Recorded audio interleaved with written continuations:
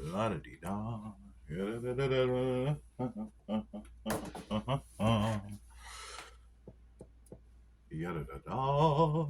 La da da da. Have you ever lived in a haunted house? Have you ever slept in a cold, dark, wet basement where the only sound was the slow dripping of water and the quiet scratching behind the walls? Yet knowing full well the only thing behind those walls was several meters of solid earth. Have you ever awakened in the middle of the night by the screaming of the woman who lives upstairs after once again finding a dead mouse under the washing machine? And then remembering she had died some 6 months prior, and that the apartment above has remained vacant ever since. I'll tell you what it's like to live in a haunted house. Welcome back, pupils. I hope you're in the mood for some cheap thrills, because in the words of Sia, I love cheap thrills. I also love Cheap Trick.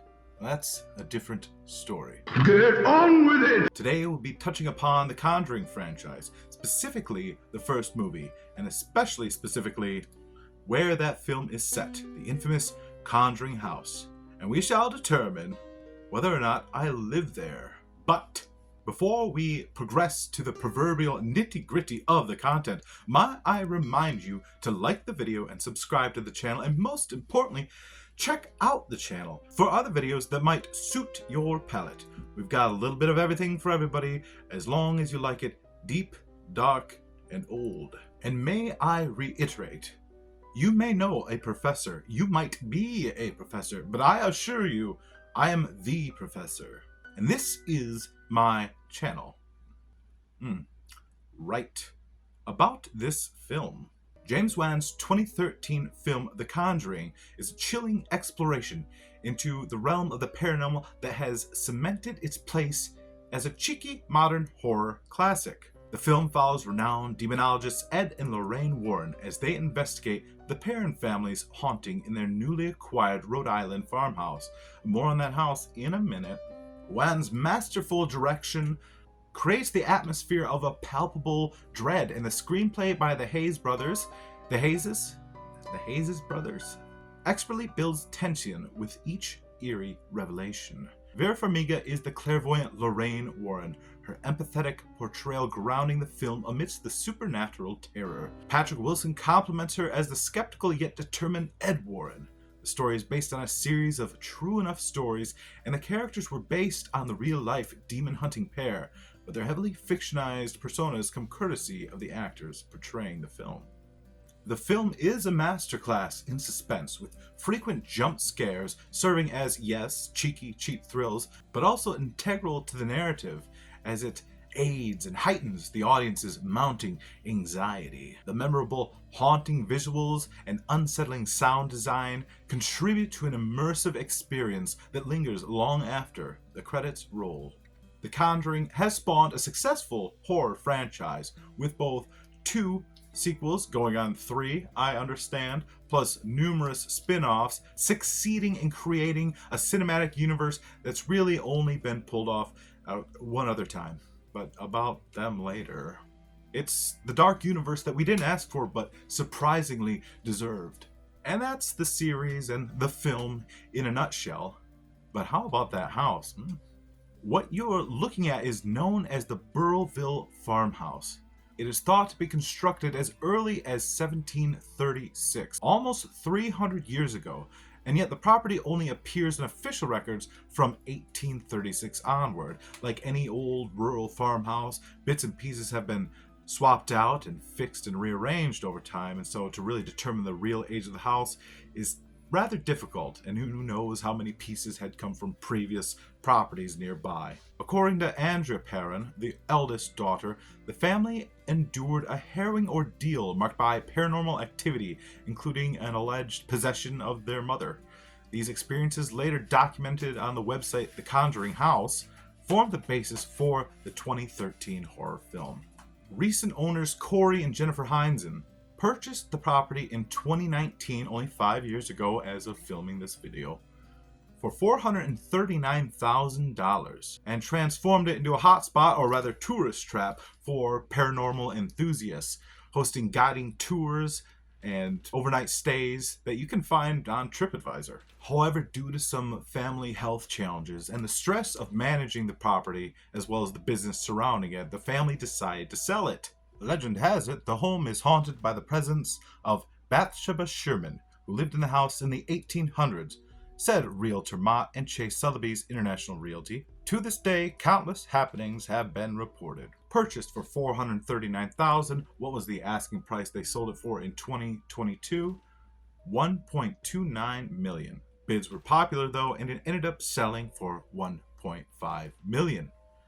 The question is, am I the one who bought it? Wouldn't you like to know, weather boy? So really, to you, candidly, when did this rumor start? Well, just a few weeks ago, as I'm filming out this video, I posted this video as a short on YouTube, and I am warning you, the video is awfully sultry, rather spicy, not safe for work. View at your own risk.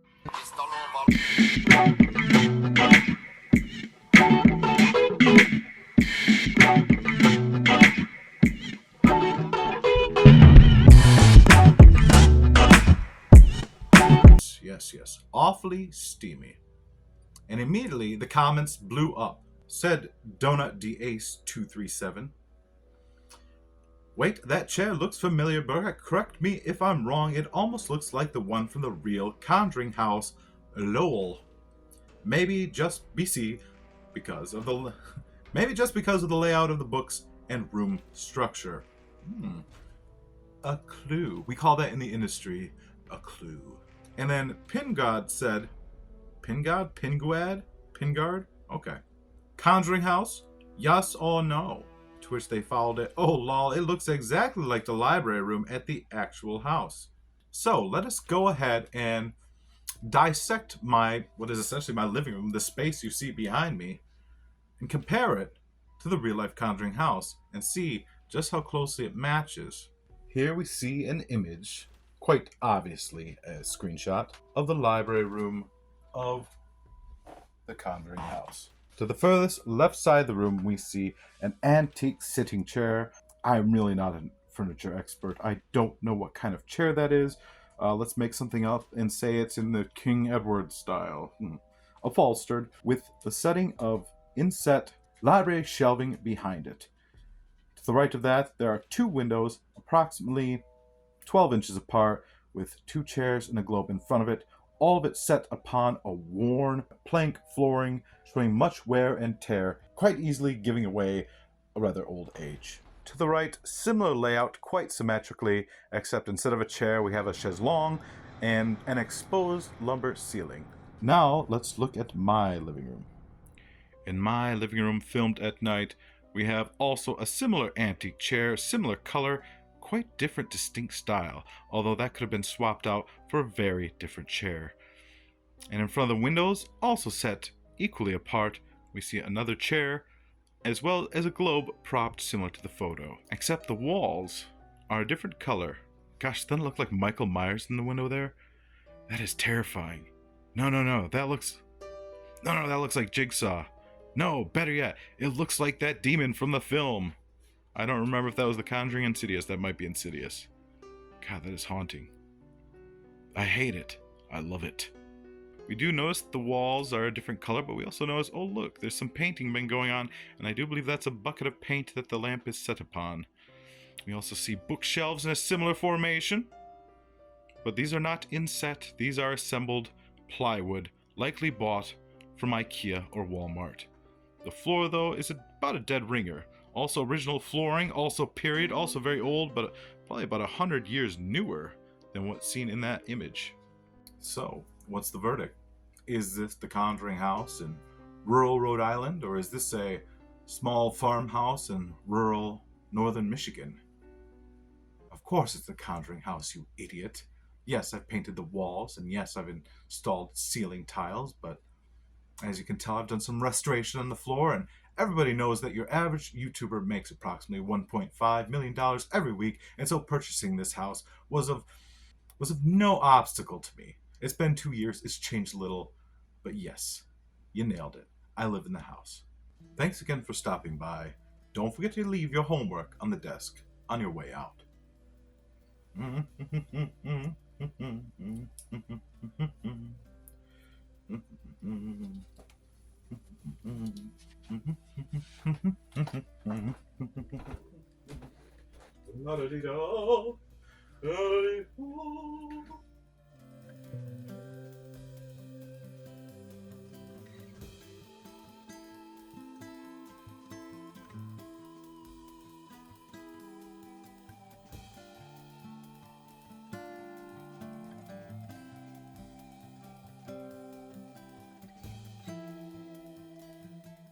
Today we'll be touching upon the Conjuring franchise, specifically that first movie, and especially get out of my house.